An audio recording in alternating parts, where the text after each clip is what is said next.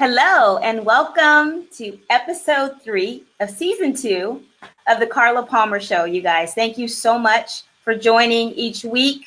I really appreciate your presence. I hope that you are learning something when you come into this show. That's the goal of the show. For those of you who don't know me, I am Carla Palmer. I am the host of the Carla Palmer Show. I started this show last year as a spinoff to my health and fitness movement. I have a health and fitness movement. For those of you who don't know what that is, it's called GYSB, and GYSB stands for Get Your Sexy Back. So I am GYSB Movement on all social media platforms. If you ever want to follow me for some more inspiration, I do like lots of posts on my Instagram, Instagram stories. I'm very active on Instagram. So if you want to follow me on Instagram, I'm GYSB Movement over there. So the Carla Palmer Show is a spinoff to the GYSB Movement because GYSB Movement is all about wellness. Okay. So I started the movement about 10 years ago when I lost 50 pounds, and I really wanted to inspire people to reach optimal wellness, and whatever that looks like for you. It looks different for each of us because we're all individuals, but I wanted to inspire people to get to the next level of living well. And that's what I did with the GYSB Movement. And that is what I aim to do with the Carla Palmer Show. All right. So each week I'll bring on guests and we'll talk about different topics that will help us get to that next level. Sometimes it'll just be stuff that's just kind of cool and interesting to me that I thought I'd bring to you guys. Okay. So it will vary from time to time, but today we've got a really, really, really great topic, and I want you guys to listen up. I want you guys to learn. We're going to introduce my guest in just a second. Thank you guys for being here. Hi, Rhonda. Hi, Rebecca. Thank you for being here. I see a couple other people down here. I don't see the names, but I think Marla's here. Thank you for joining. And thank you to everyone else who has joined the broadcast. Please share the broadcast out. I really appreciate it. This is an important topic that I think we can share with our networks so that people can come in and get some more information about this topic as well. We're talking about depression, you guys. So I'm going to bring our guest on to the screen so you guys can meet her. So this is our guest. Her name is Shauna. We're ahead of the Carla Palmer Show. Rhonda here from South Bend, Indiana. Thank you for being here, Rhonda. I appreciate you coming in. Can't wait to get you on the show. You guys, Rhonda will be coming on the show in the next couple of weeks. So be sure to look out for that. Peter Olson says hello. Hi, Peter. Hi. Welcome to the show. And Rebecca's here as well. That they are husband and wife. You guys, shout out to Peter and Becky. They are out there with the teacher strike. They're out there strong, making a difference. And we really appreciate all that you're doing. So you guys, make sure you support LAUSD teachers. All right. So talking about Miss Shauna Reed, who is on our show today. Shauna, I am so happy to have you on the show. Shauna and I have been friends for a really long time. And I wanted to bring somebody on who I was comfortable interviewing about depression. I know that she is very knowledgeable because I've seen her in action. We've actually worked together as well as being friends. We worked together first. That's how we met, working with foster youth. And I'm just happy to have her on the show. So everybody saying hello to you, Shauna. Rhonda says hello. So let me read a little bit about Shauna. Shauna Reed, she is a licensed clinical social worker who throughout her 20-plus year career has worked with individuals, groups, and families to address a variety of mental health concerns. Through her work, she is committed to helping people overcome life's obstacles that are a result of trauma, loss, or any other stressor that may affect any of us throughout life. Shauna believes in utilizing a whole person perspective and a relationship-based approach when partnering with people who are facing challenges. Shauna, again, thank you for being here. Yeah, and I really appreciate you, using the whole person approach. I think that that's really important. And really the whole relationship model, something that you and I are very familiar with when working with foster youth. And I just think you're like the best person to talk about. Very sweet. Thank you. Yes. And so let's start with depression. Let's talk about it. What is depression? Just so people can have an idea of what this, is it a disease? Do we call it a disease? What is it? I think depression is an illness, but before I go into that, I just want to say really quick that I know, because you and I chatted just before this, and some things that were coming up is that the whole topic of depression is depressing. Of course, it is not a fun topic at all. I really appreciate you for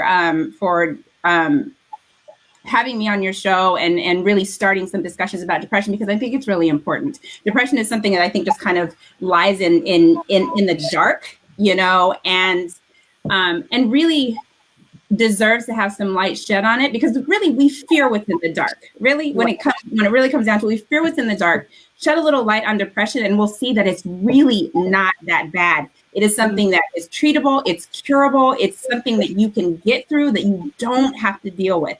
And so depression, I think that we can call it an illness. I think that we need to maybe call it an illness so that people get a little more comfortable with talking about it, right? Because you'll talk about your diabetes, or you'll talk about, some other illness, some other medical illness that you might have. You don't want to talk about your depression, right? There's some shame attached to it. There's a stigma attached to it. It's hard, it's hard to have these conversations. So, sure, I think we can call it an illness. I think that, depression really is something that negatively affects the way that somebody feels, the way that somebody acts, the way that they think. It is something that exists on a spectrum, so to speak. So it can be anywhere from very mild to very severe, but it has a lot of potential to cause a lot of damage. It can affect the way one functions at home, at work, in relationships. There's a number of ways that depression can really get in there and just destroy a person. So again, going back to the importance of having these talks about it, I think it's super, super important because it can be fixed. There is hope. It's not something that anybody has to live with, I think it's also important because really depression at its very worst can result in suicide. And I think that's another thing that we are very afraid to talk about. We don't want to have these conversations, but it's happening. And I think that's the thing that we need to recognize, is that these things are happening. Depression is there. It is prominent.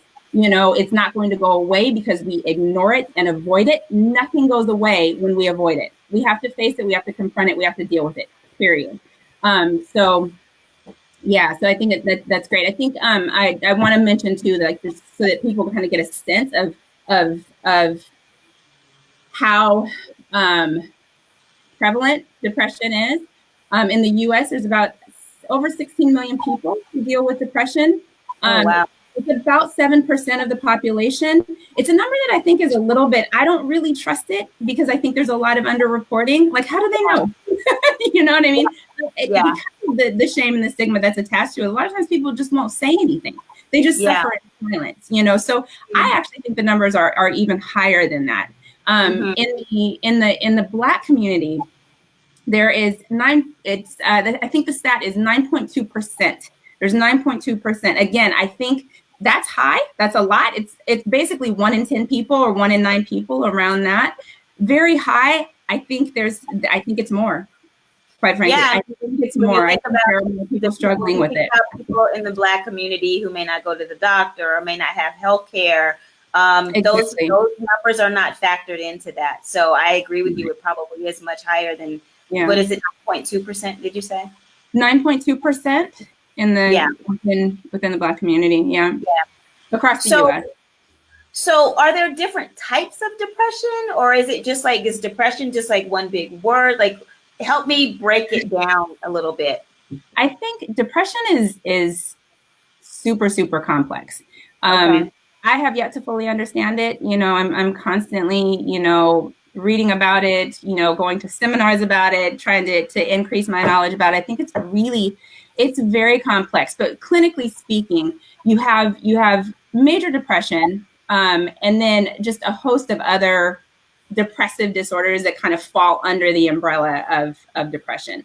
And just quickly, when we talk about major depression, there are some requirements, so to speak, in order to be diagnosed with major depression. And I don't want to focus a whole bunch on diagnoses because I think that, sometimes those things can be a little a little tough to swallow. Nobody really wants to go on and be like, yeah, I've been diagnosed with major depressive disorder. I've been diagnosed with bipolar. But really it's important to talk about these things, because if you are struggling and you are suffering and you don't get a diagnosis, it might be a little hard to get proper treatment, which we'll definitely talk about later. But major depressive disorder is characterized by a depressed mood, right? So like deep sadness, and or a loss of interest in activities that you once found enjoyable. There's a term for that. They call it anhedonia.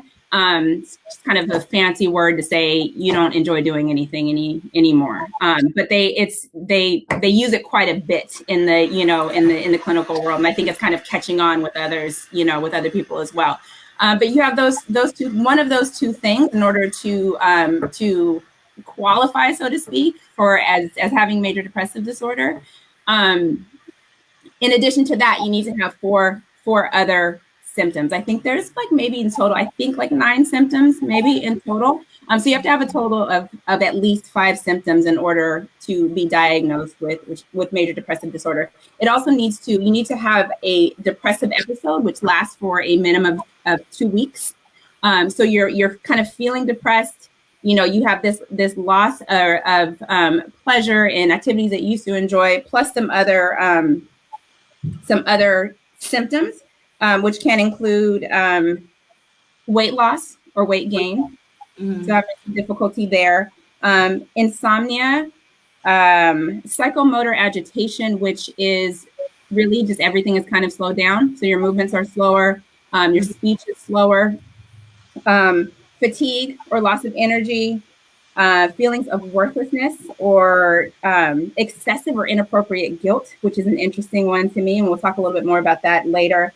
A diminished ability to think and concentrate and focus.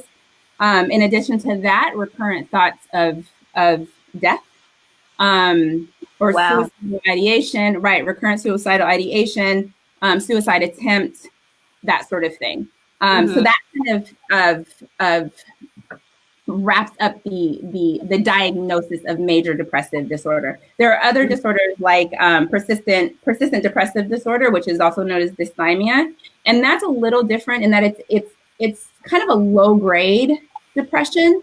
Okay. And so you're experiencing this, this sadness. You might be experiencing the loss of pleasure, in addition to a couple of other symptoms, but it's over a longer period of time. So in order to get that diagnosis, you have to have experienced these symptoms for 2 years. For 2 years. Oh, wow, 2 years. Yeah, but it's I think it's appropriate, right? Because sometimes we have people who kind of exist in this depressed state, right? It's not necessarily that they have this 2 weeks where they're like, oh my gosh, it's just kind of this ongoing, depressed state, so, and I think that's what dysthymia kind of covers. And it doesn't mean that, major depressive disorder, that those episodes can't go on for longer than 2 weeks. They certainly can. I think it's also important to talk a little bit about bipolar disorder, only because they're very different, very different. Bipolar includes some depressive episodes, but there's a piece in it about experiencing an episode of mania. And you only have to have had one manic episode, manic or hypomanic episode in order to get that diagnosis of bipolar. So, but it's very different. It's very different from depression. The treatment course is very different. It's very important that one distinguishes between the two, because it can be, especially if you are going the route of medication, it can be a very dangerous game, because if you're improperly medicated, it can lead to just all kinds of,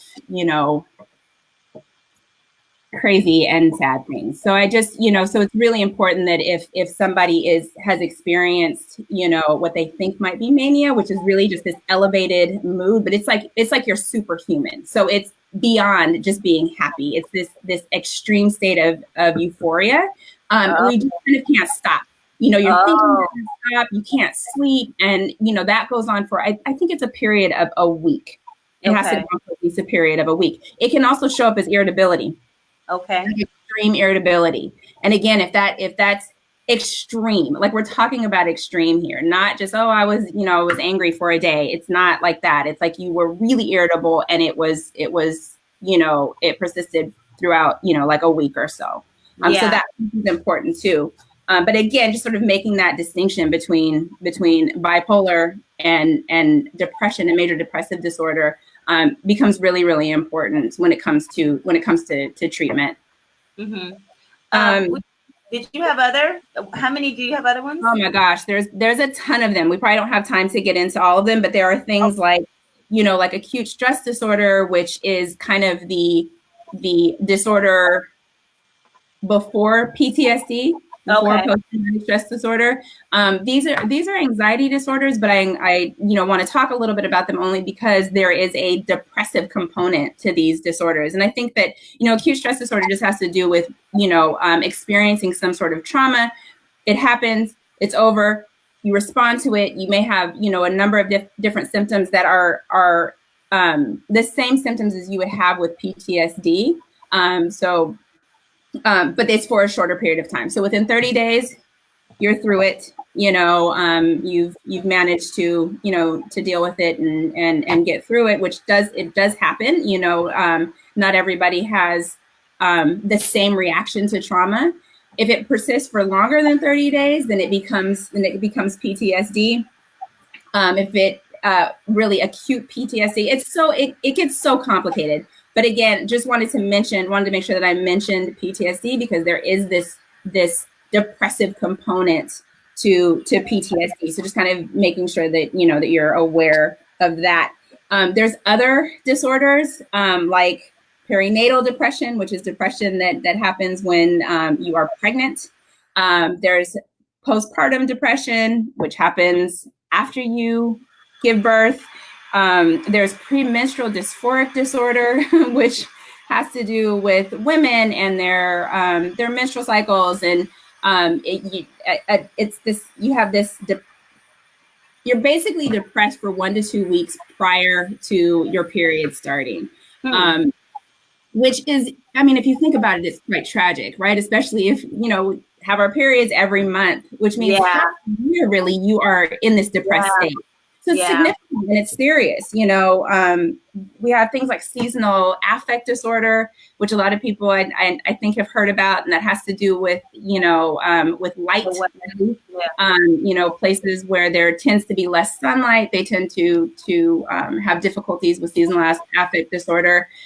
Places where they have either like longer days or longer nights, they tend to have these issues too. It's really a disruption of like your circadian rhythm. So your sleep patterns are off, which can lead to symptoms of depression. Wanted to mention just quickly anxiety disorders, because I think a lot of times, anxiety disorders and depression go hand in hand. Someone who has a depressive disorder is likely to have an anxiety disorder and vice versa. So important to just kind of mention that. I think, we talked about this, and we were going to focus today on depression and not kind of branch out into all that. But it is important to mention because a lot of people do experience anxiety along with depression. And then just wanted to touch briefly on suicide, just because that is, absolutely one of the potential symptoms of depression. It's a problem. In 2016, there were 45,000 suicides in the U.S. It's a lot of people. We are all being touched by it. There is a good chance that everyone who is here has either knows someone who has committed suicide or knew someone who has completed suicide, or they know someone who has completed suicide. So it's just it's a very, very tragic thing in this country. And I think that, it doesn't have to be. It doesn't have to be. And so I think it's really about having these conversations about it because, again, people don't have to be depressed. People don't have to complete suicide. People have purpose in this world. There's a reason that we're all here. I just really, again, and again, I feel like us not talking about it is only making it worse because it's happening. It's happening, so we can't deny that. Yeah. What can people do? I mean, some of the things that you've said, I'm sure that there are people on this particular broadcast who have maybe experienced some of these feelings. And maybe they think that they're depressed. So what can they do? What can they do if they find that they're very heavy a lot of times and they just don't really know what to do? They're fatigued. They don't want to get out of bed. What are those people supposed to do? Yeah, I mean, it's a good question. I think before we delve into that, we should talk a little bit more about the symptoms, because you hit the nail on the head. Like this, like feeling very tired, not wanting to get out of bed, very, very common symptoms. Not getting out of bed, very, very common. Again, just this lack of motivation, not being excited about life, not finding any joy or pleasure in anything. I think, sometimes, going to this, I've heard it described often as this dark place, which is, it's horrifying, and just inability to kind of get out of that. Like, no matter what you do, you know what I mean? You can't seem to take it. You can't seem to get out of it. I think there are some other symptoms that I want to just touch upon because they're a little bit unusual and we may not even recognize that this could potentially be a symptom of depression, because there's things like there being an increase in purposeless physical activity. So doing things like hand wringing, pacing, that sort of thing, which we may not, we may not necessarily associate that with depression, but it can be, it can be a sign. Wanted to just kind of touch on the feelings of not just worthlessness, but the feelings of guilt. It's sometimes people who are depressed experience guilt that is completely unwarranted, but they feel very guilty about stuff that they just shouldn't feel guilty about. It's very common, very common. Difficulty finishing tasks, right? So, starting things and never finishing has a lot to do with the focus that, that depletes when someone is depressed. Difficulty concentrating, making decisions, being very indecisive is a sign that someone, might be depressed. Forgetting things. I think sometimes we're kind of like, I'm just getting old, I'm getting forgetful. The truth is, though, that it's really not normal to be, forgetful at this age. That's later on down the line, so forgetfulness is a potential symptom of depression. Feeling like every negative thing that happens to you, you deserve. Oh, wow. A really interesting one. Yeah. So kind of feeling like, and I think that kind of goes back to the guilt, to experiencing this unrealistic guilt. Shopping sprees. Maybe I'm depressed. I think a little retail therapy can be okay, certainly, but when it starts to get out of hand, when you start spending money you don't have, when you find yourself shopping in order to feel better all the time. So even if you have the money to spend, but if you find yourself like feeling bad and that's immediately what you're running to, could be a sign that there's something, there's something going on. Excessive drinking. The drinking is an interesting one, right? Because there are so many of us that are like, I'm just going to have a glass of wine, before I go to bed. It helps me relax. It helps me unwind. It's true. It is very true about that. The problem comes in when you're having a bottle of wine to relax yourself, right? It can be potentially very dangerous. Excessive internet use could also be a sign. Yeah. Yes. It's just kind of, have you ever, gotten online and just kind of zoned out, and you look up and, it can be a way to just kind of escape and get out of whatever reality it is that you're trying to not be a part of. Physical aches and pains.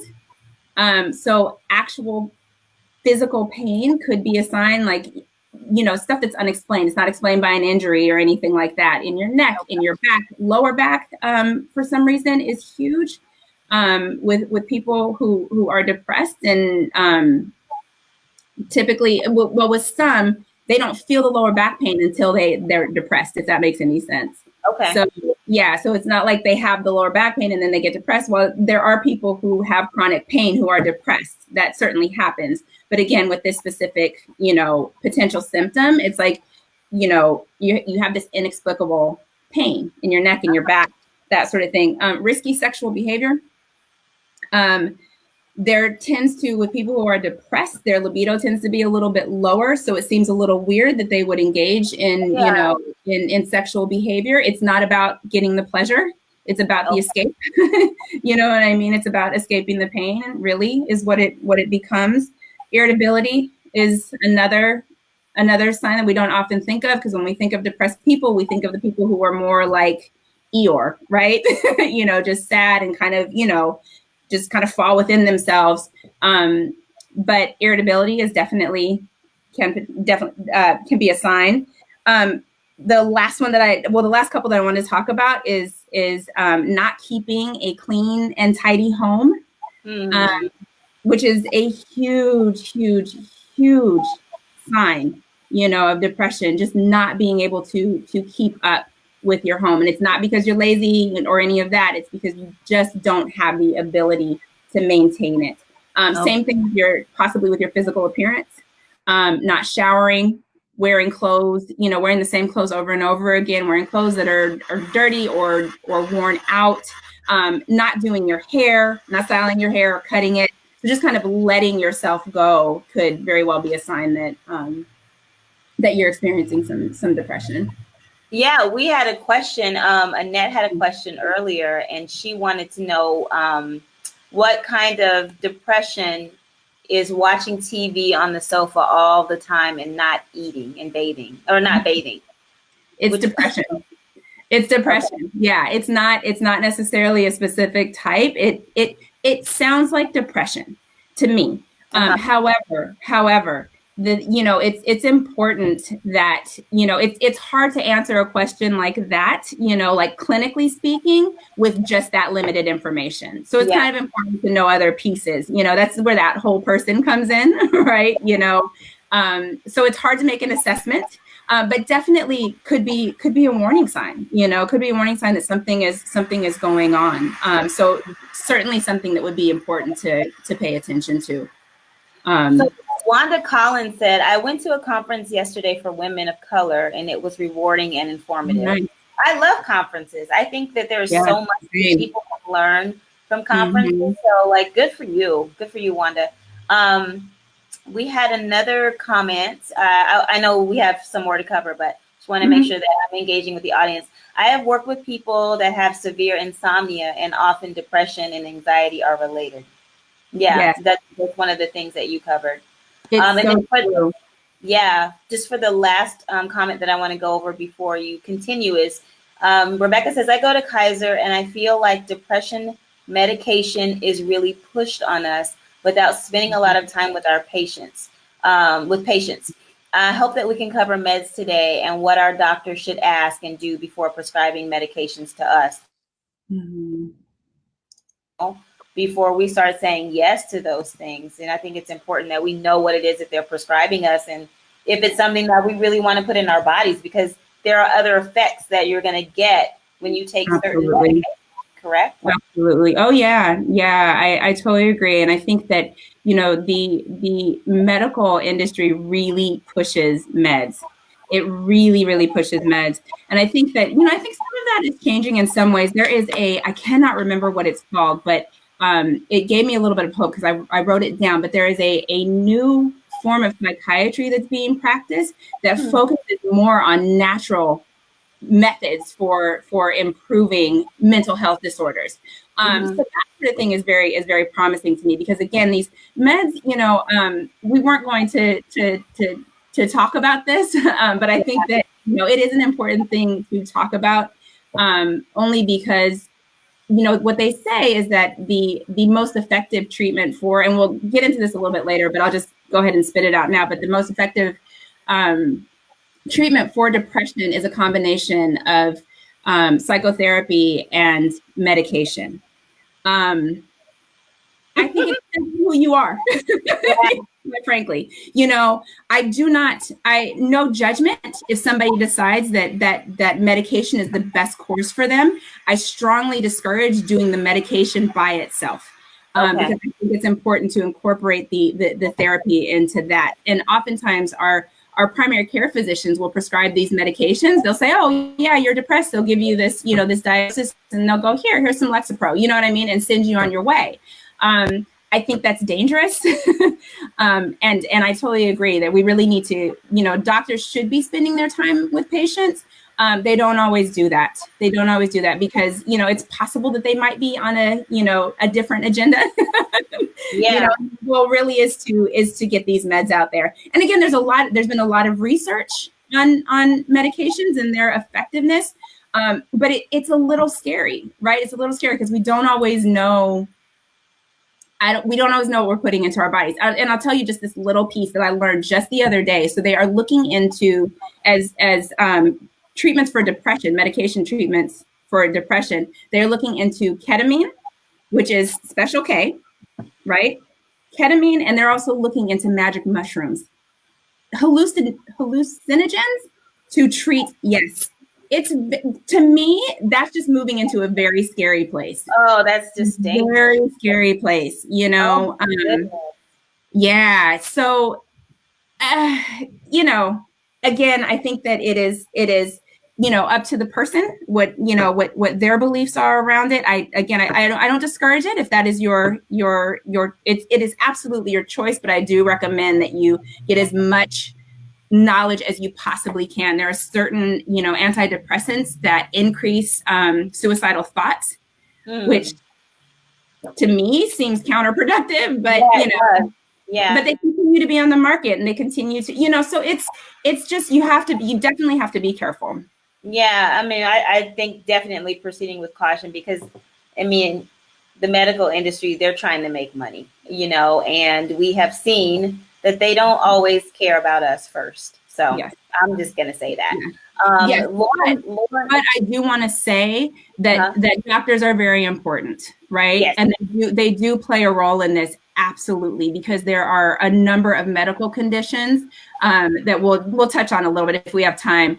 But there are a number of medical conditions that can sort of mimic or cause depressive symptoms, and so you want to make sure that medically, you're okay. So doctors absolutely do play a role in this. I think it gets a little more controversial though when we start talking about the medication. Yeah.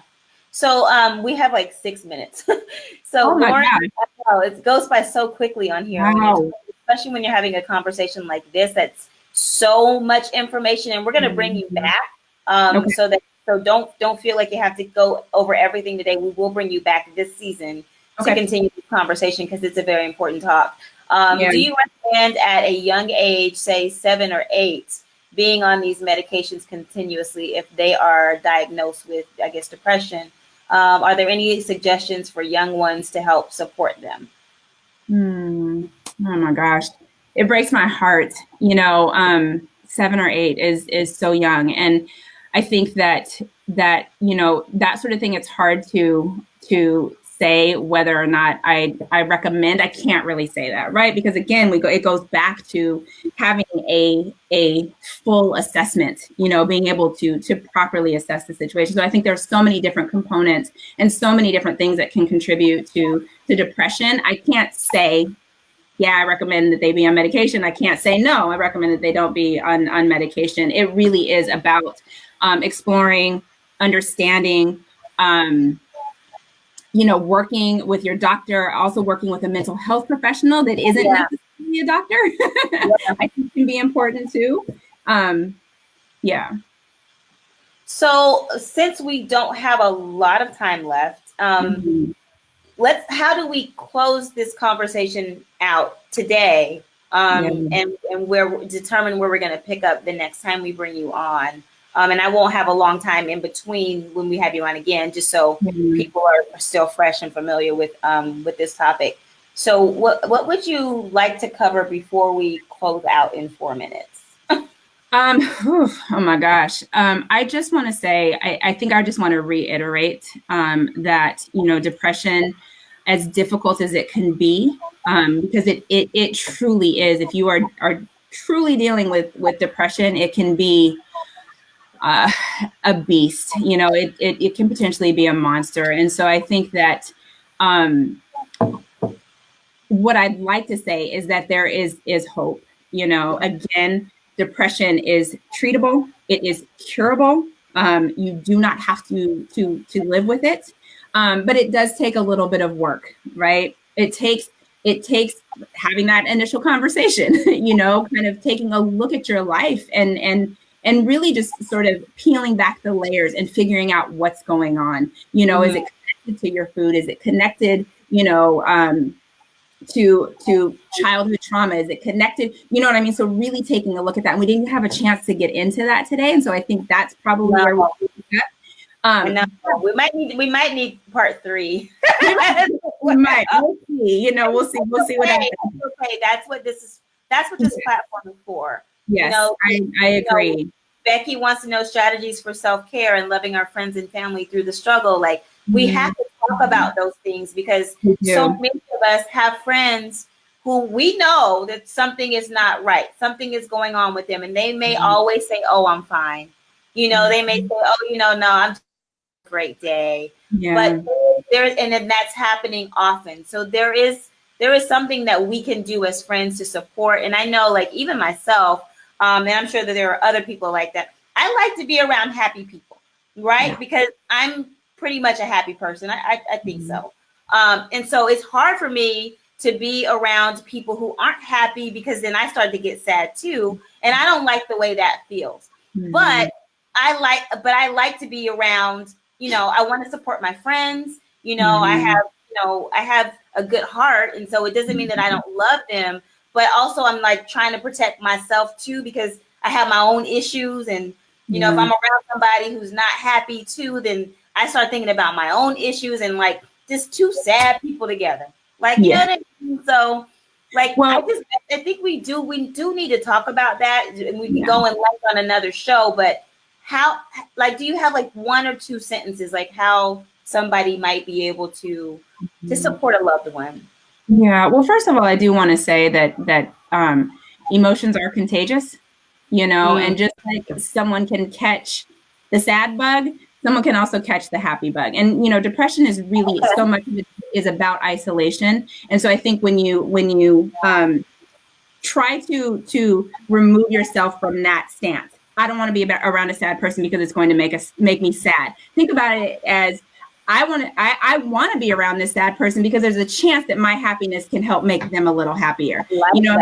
In that way, right? We really want to make sure that we are, those that we feel might be dealing with depression, that we are providing them with support, that we are opening up conversations, that we are saying things to them like, you seem really down lately, or you seem really sad lately, like is something going on, and just having these conversations with them, because I think that, depression causes one to isolate. It causes them to believe that nobody cares about them, that their life isn't important. And so we have to, as people who love them, step in and go, you know what, I care about you. Yeah. Boundaries are also important. And I think that that's also something that we need to talk about, because boundaries are important.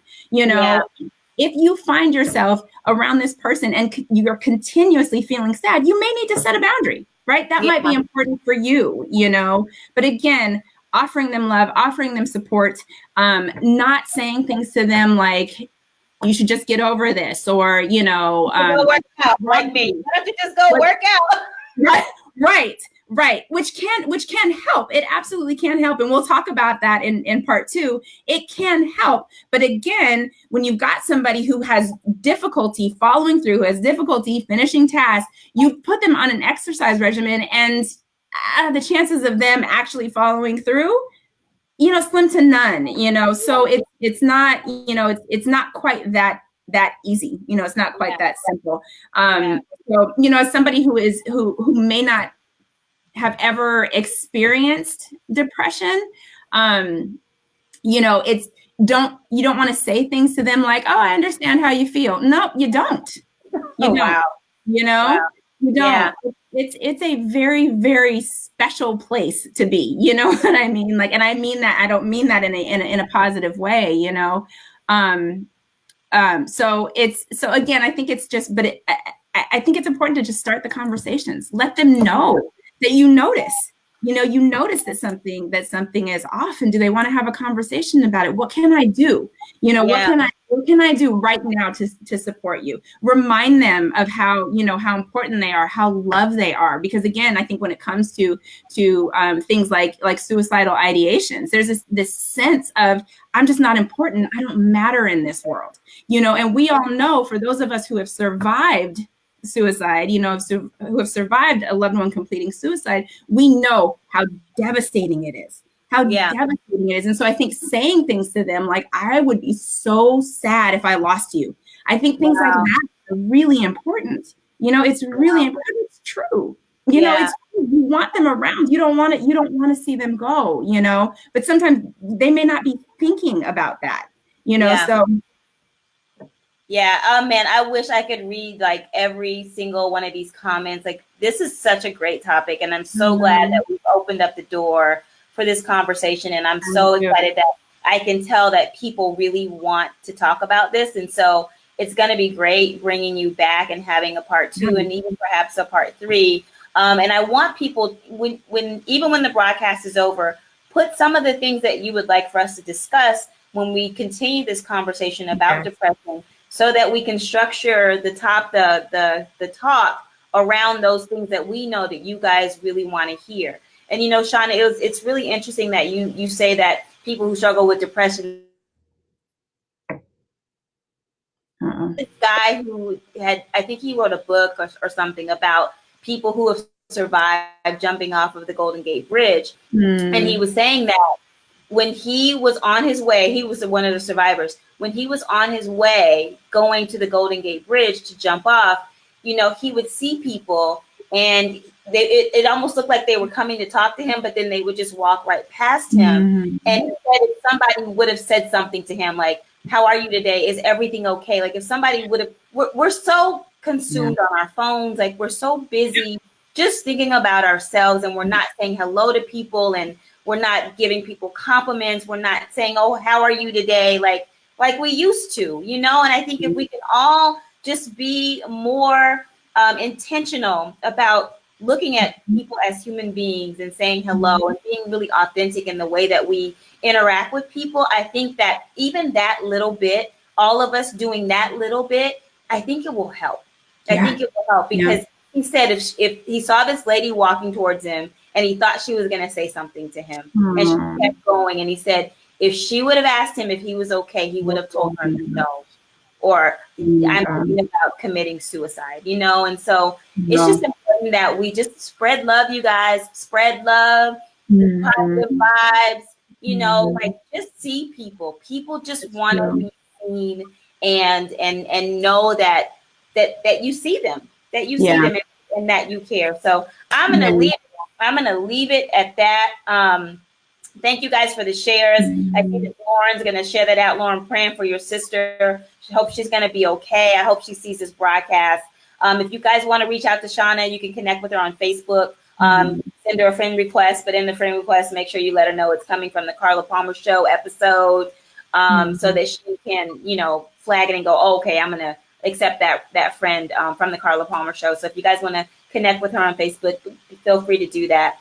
And that is it for today, you guys. Thank you so much. Sorry it was so short. Sometimes 40 minutes long, and sometimes 40 minutes is just not enough time. And with this topic, maybe I should have extended this episode to be, you know, an hour, and we'll think about that next time. But again, put your comments down in the comment section. We will read them, and we will structure the next talk around those particular issues that you want to discuss as it relates to depression. Okay. Any other show topics that you guys want, let me know as well. Next week, we're talking about veganism. Yep. We're talking about veganism. Yes. Shauna is a vegan. Yeah. Okay. Sort of. So we're talking about, I'm bringing on a vegan next week, and we're talking to her. She's also a fashion model. She's very beautiful, very knowledgeable about veganism. I've had her food. It's amazing. But anyway, we'll see you next week. Thank you for tuning in to the Carla Palmer Show. Please like and subscribe to my YouTube channel. These videos will also be over there, so you guys can have them all in one place. Share that out as well. I'm the Carla Palmer Show on YouTube. I will put the link down below. When I get off, I'll put it in the chat box so you guys know how to find it. I love you guys. Thank you for joining, and we will talk to you later. Bye. Bye, everyone.